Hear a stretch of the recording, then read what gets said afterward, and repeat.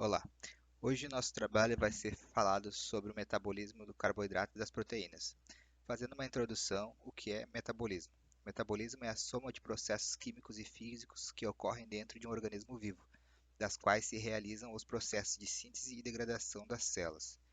O metabolismo ele é dividido em catabolismo e anabolismo, onde catabolismo é a quebra para obter energia e anabolismo é transformar uma substância em outra, que sirva para o desenvolvimento e reparação.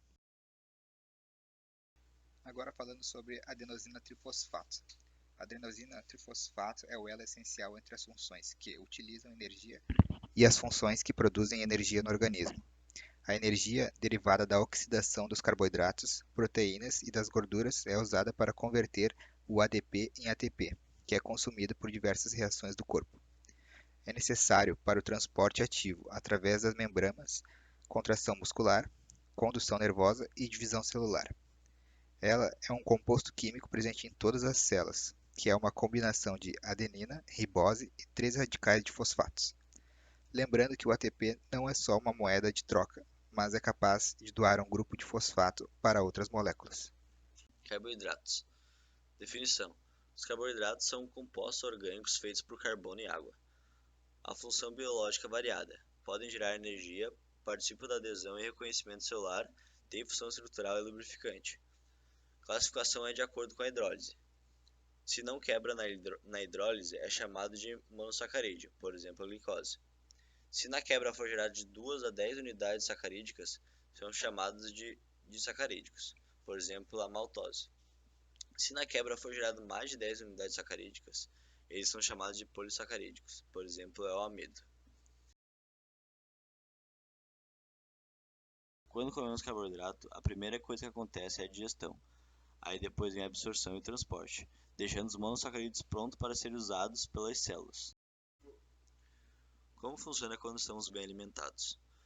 Monossacarídeo é liberado no sangue, no caso a glicose possui três possibilidades das células usá-la. A primeira é se a célula precisa de energia. Aí ela quebra a glicose num processo chamado glicólise. Depois acontece o ciclo de Krebs e a cadeia respiratória, e aí temos energia na forma de ATP. A segunda possibilidade é se a célula não precisa mais de energia. Neste caso, ela guarda a glicose no processo chamado de glicogênese. A glicose é guardada na forma de glicogênio no fígado. O problema é que o estoque é limitado, então ele não dá para guardar infinitos glicogênios.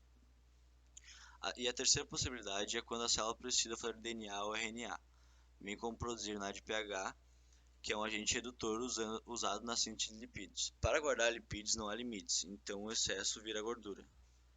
A via que produz NADPH e o precursor de DNA e RNA é a via das pentoses. E quando falamos do estado alimentado, é importante falar do principal hormônio que regula, que é a insulina. Ela é um dos reguladores das vias de uso da glicose, regulando as enzimas do marcapasso. Agora vamos falar do jejum, que é quando falta glicose no sangue. Neste caso, o corpo tem duas possibilidades. A primeira é fazer glicogenólise, que é quebrar o glicogênio que foi produzido no estado alimentado, ou seja, pegar as reservas de glicose, que é o glicogênio no fígado. A segunda é a gliconeogênese, que é produzir glicose a partir de compostos não glicídicos, por exemplo, alanina, lactato e glicerol. Mas quando falamos de jejum, é importante falar do principal hormônio regulador, que é o glucagon. O glucagon é um dos reguladores das enzimas marca-passo, da glicogenólise e da gliconeogênese. Bom, agora eu vou falar sobre o metabolismo proteico, relembrando que cerca de 3/4 dos sólidos corporais são proteínas, das quais possuem funções intra e extracelular. Para entender melhor essas funções, a gente vai começar olhando as propriedades básicas das proteínas, que são os aminoácidos. Os aminoácidos são os principais constituintes das proteínas, sendo que todos possuem duas características em comum, um grupo ácido e um grupo amino, sendo diferenciados pelo seu radical.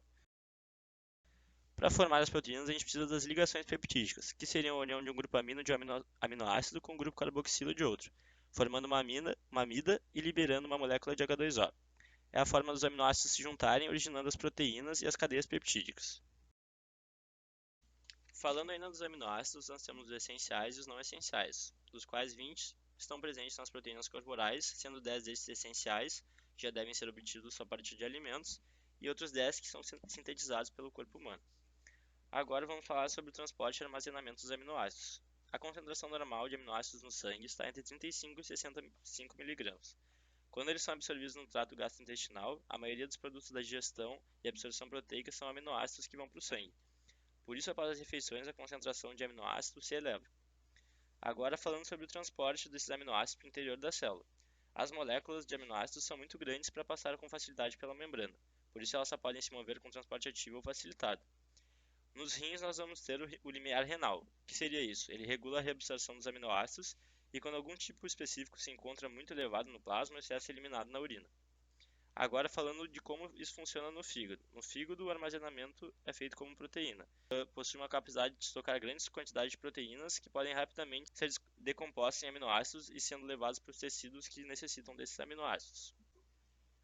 Bom, nós temos as proteínas plasmáticas, que seriam as proteínas que se encontram no sangue, onde nós temos três principais, que seriam a albumina, com uma função de produzir a pressão coloidosmótica, impedindo o extravasamento do sangue, a globulina, que funciona na imunidade natural, e o fibrinogênio, que forma os coágulos sanguíneos. Todos são formados no fígado, onde tem uma produção muito rápida e são fonte de aminoácidos para os tecidos. Quando os tecidos se encontram com baixos níveis proteicos, as proteínas do plasma atuam como fonte de reposição, clivando as células em aminoácidos e mandando-as para o sangue.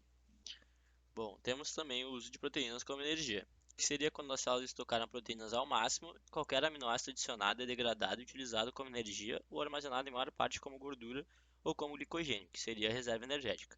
Em maior parte isso ocorre no fígado por um processo chamado desaminação. Isso seria a remoção dos grupos amino dos aminoácidos. O grupo amino então é transferido para o ácido alfa-cetoglutârico, virando o ácido glutâmico, que libera amônia. A amônia liberada no processo de desaminação é quase toda convertida em ureia, para remoção da mesma na corrente sanguínea, sendo excretada nos rins.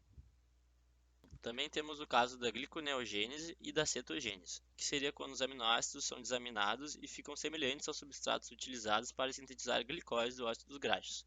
A conversão desses aminoácidos em glicose ou glicogênio é chamada de gliconeogênese, e sua conversão em ácidos graxos é conhecida por cetogênese. Por último, vamos ver como a regulação hormonal afeta o metabolismo proteico, começando pelo hormônio do crescimento, que é o GH. Esse hormônio afeta aumentando a síntese das proteínas celulares. Depois teremos a insulina, que é muito necessária para a síntese proteica. A completa falta dela reduz a síntese de proteica a quase zero. Os glicocorticoides aumentam a degradação da maior parte das proteínas teciduais, aumentando assim as proteínas plasmáticas. A testosterona aumenta a deposição proteica nos tecidos, que seria o hormônio sexual masculino, provoca a deposição proteica aumentada nos tecidos por todo o organismo, especialmente nas proteínas contráteis dos músculos. Ainda temos o estrogênio, que é o principal hormônio sexual feminino e também provoca alguma deposição proteica. Por último, temos a tiroxina. A tiroxina aumenta o metabolismo de todas as células e, como resultado, afeta diretamente o metabolismo proteico. Bom, espero que tenham gostado do vídeo. Muito obrigado. Deixem um joinha e o meio ponto para a gurizada. Valeu!